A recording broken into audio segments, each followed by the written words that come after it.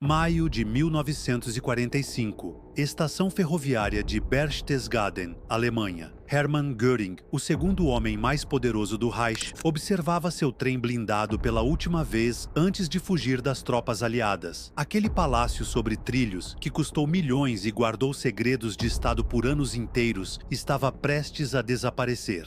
O comboio não era um trem comum. Pesava mais de 200 toneladas, tinha vagões blindados como cofres, aposentos luxuosos que rivalizavam palácios europeus e servia como quartel-general móvel do homem mais extravagante do nazismo. Quando o Reich colapsou, o trem sumiu. Enterrado? Desmontado? Escondido em algum túnel secreto? Por que o trem mais valioso do Terceiro Reich simplesmente desapareceu? Como algo tão gigantesco conseguiu sumir sem deixar rastros? O que Göring realmente escondia naqueles vagões blindados? Fique até o final para descobrir onde o lendário trem está hoje e quais peças ainda guardam os segredos mais obscuros do nazismo. Antes de começar, nossa meta é 1 milhão de inscritos. Parece muito, mas com a sua ajuda, chegamos lá. Se inscreva agora, deixe o like e faça parte dessa história. O Colosso Perdido, do Terceiro Reich.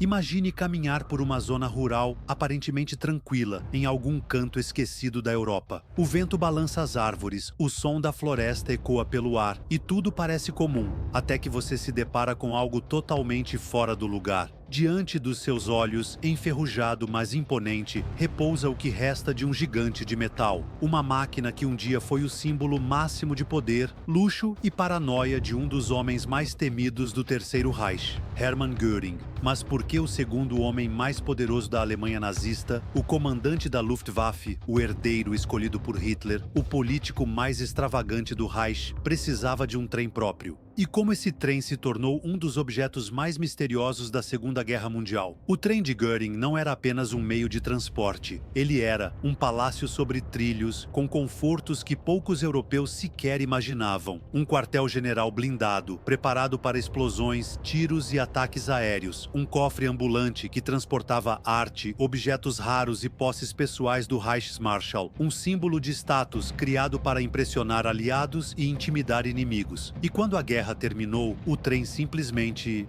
desapareceu. Por décadas, circulou a ideia de que ele havia sido destruído no caos dos últimos meses do conflito. Outros acreditavam que havia sido saqueado pelos aliados. Há ainda quem diga que algumas partes foram escondidas intencionalmente para evitar que as atrocidades do regime fossem glorificadas. Mas então surge a grande dúvida: será que o trem de Hermann Göring realmente ainda existe? Há mais de 70 anos, historiadores, caçadores de relíquias, entusiastas de ferrovias e curiosos tentam montar as peças dessa história. E, para surpresa de muitos, partes importantes desse trem sobreviveram, algumas preservadas, outras abandonadas, outras transformadas completamente. No vídeo de hoje vamos conhecer a verdadeira jornada desse colosso sobre trilhos, de sua construção impressionante aos dias atuais, passando por seu uso durante a guerra, seu misterioso desaparecimento e as surpreendentes descobertas sobre o que restou dele. Prepare-se, porque o episódio de hoje vai unir história, mistério, conspiração e arqueologia moderna. O trem de Hermann Göring ainda existe e você está prestes a descobrir onde ele foi parar.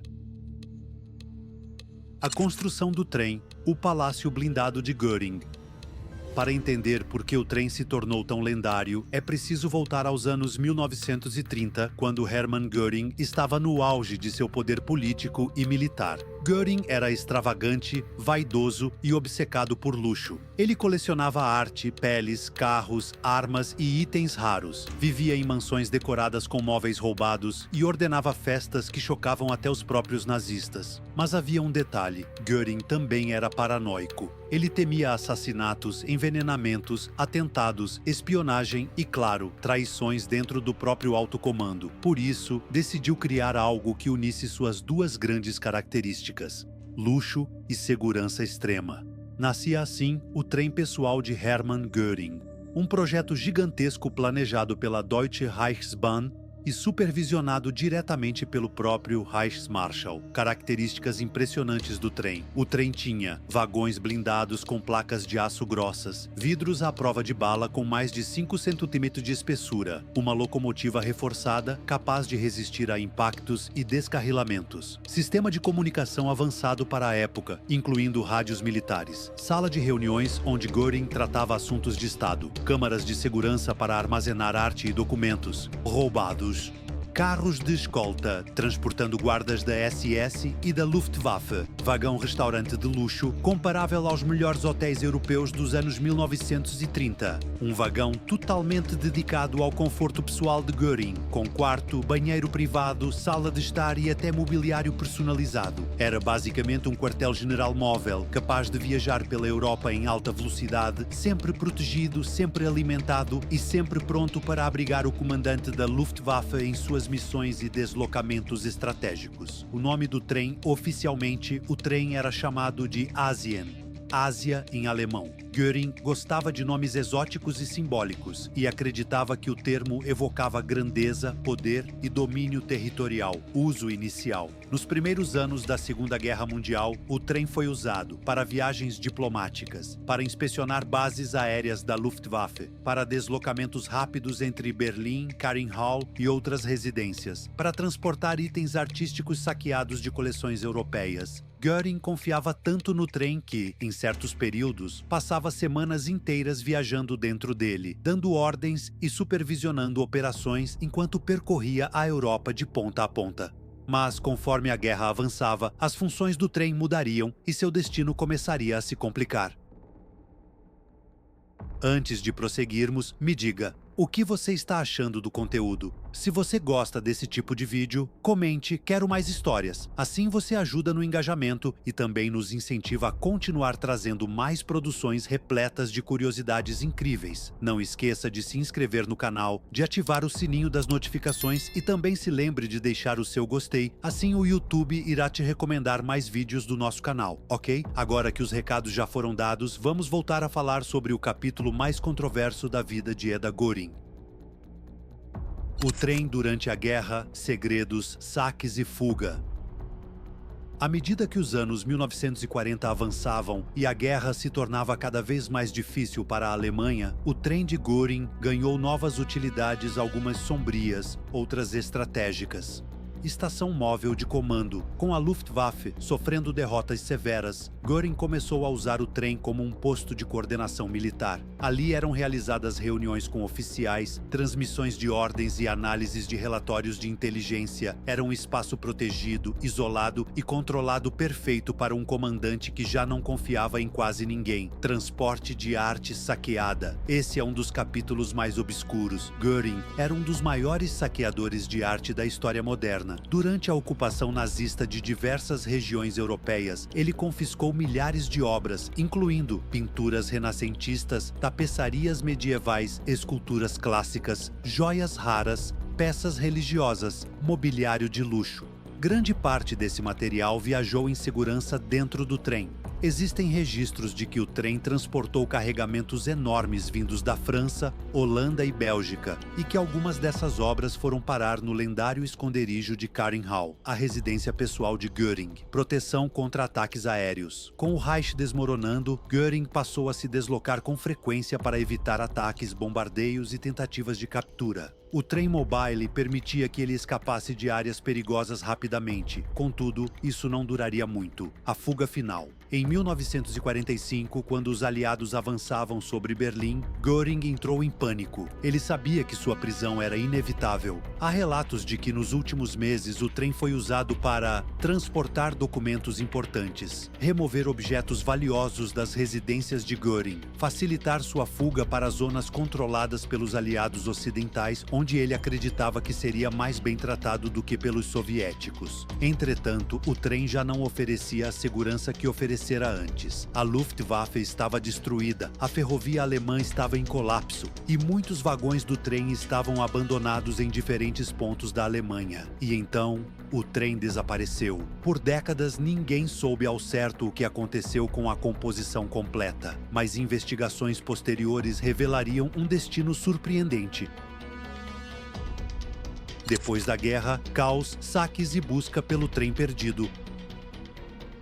Com o fim da guerra e a prisão de Göring pelos aliados, o trem não foi uma prioridade imediata das forças vencedoras. Havia milhares de armas, fábricas, caminhões, aviões e documentos para processar, e muitos dos vagões do trem estavam espalhados em locais diferentes. Primeira fase: desmontagem e captura. Em 1945, vários vagões do trem foram encontrados pelos aliados, especialmente pelos americanos. Alguns foram levados para inspeção, outros foram simplesmente saqueados por civis e soldados que retiraram móveis, tapeçarias, louças, equipamentos, elétricos, painéis decorativos. O trem perdeu rapidamente seu aspecto original. Segunda fase: redistribuição. Os vagões que ainda estavam em bom estado foram incorporados às frotas ferroviárias dos países ocupantes. Blindagens foram removidas, interiores destruídos e os carros foram transformados em vagões comuns. Isso aconteceu na Alemanha, Tchecoslováquia, Polônia, Áustria. Em alguns casos, o uso civil prolongado desses vagões fez com que sua origem fosse completamente esquecida. Terceira fase: abandono. Outros vagões, especialmente os mais danificados, foram levados para pátios ferroviários e simplesmente esquecidos. A infraestrutura da Europa estava tão destruída que muitos desses vagões foram deixados ao ar livre, expostos ao clima por décadas. Foi apenas nos anos 1970 e 1980 que historiadores começaram a investigar seriamente onde os vagões tinham ido parar. E aí vieram as descobertas. Descobertas importantes. Um vagão de comando foi localizado na Polônia, usado por anos como carro de transporte ferroviário militar. Outro vagão, convertido em alojamento, foi encontrado na Tchecoslováquia, quase irreconhecível. Peças isoladas foram encontradas em pátios ferroviários da Alemanha Oriental. Um dos carros-restaurante foi descoberto parcialmente preservado em um depósito antigo, onde serviu de depósito agrícola. Cada descoberta foi um quebra-cabeça. Nenhum vagão foi encontrado intacto e muitos estavam totalmente irreconhecíveis. Mas então veio a pergunta final: algum vagão do trem de Göring ainda existe hoje? A resposta é sim. O trem, hoje, as partes que sobreviveram e onde estão, embora o trem original de Göring não exista mais como composição completa, várias partes dele sobreviveram espalhadas pela Europa, e algumas estão surpreendentemente bem preservadas. Vagões preservados em museus. Ao longo dos anos, peças identificadas como pertencentes ao trem de Göring foram transferidas para museus ferroviários e militares. Hoje, existem um vagão de comando reconstruído, exibido em museu ferroviário na Alemanha, embora com restaurações incompletas. Um vagão blindado original parcialmente preservado em um museu militar polonês. Esses vagões não estão montados como o trem original, mas permitem visualizar partes importantes da estrutura. Vagões desconhecidos que reapareceram. Em 2015, um grupo de entusiastas localizou restos de um vagão abandonado em uma antiga linha ferroviária na Polônia. Depois de análises, descobriu-se que ele era um vagão adaptado da Reichsbahn, com reforços metálicos típicos de trens de alto comando e registros de fábrica ligados ao trem de Göring. Esse vagão permaneceu por décadas usado como barracão agrícola, sem que ninguém soubesse sua origem. Locais onde partes do trem ainda existem.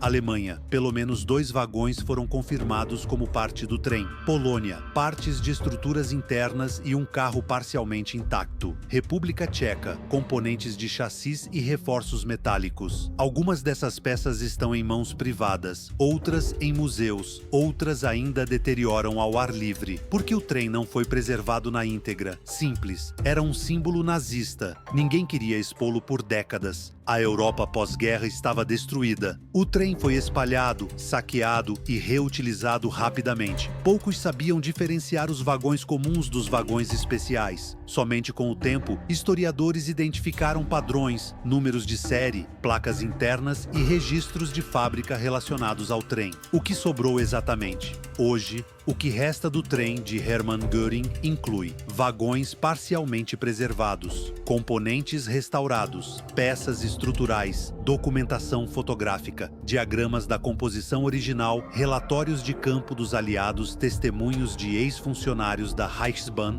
e, embora não exista a composição completa nem mesmo metade dela, há material suficiente para reconstruir a história do trem de forma fiel. A pergunta final: o trem ainda existe? Sim. mas não como as pessoas imaginam. Não existe um trem inteiro pronto para funcionar esperando em um pátio ferroviário secreto. O que existe são fragmentos, peças, vagões dispersos e restos históricos que sobreviveram ao tempo e aos horrores da guerra. E cada fragmento é um lembrete poderoso da grandiosidade absurda e da decadência final do regime nazista. A Europa ainda carrega cicatrizes profundas deixadas pelo nazismo, e a história do trem de Hermann Göring, esse monumento ambulante ao poder, ao luxo e à paranoia do Terceiro Reich, é apenas uma entre tantas relíquias que sobreviveram ao colapso do regime. Mas quando falamos de símbolos grandiosos que revelam a verdadeira face da ditadura, é impossível não lembrar de outro cenário igualmente impactante: os trens blindados e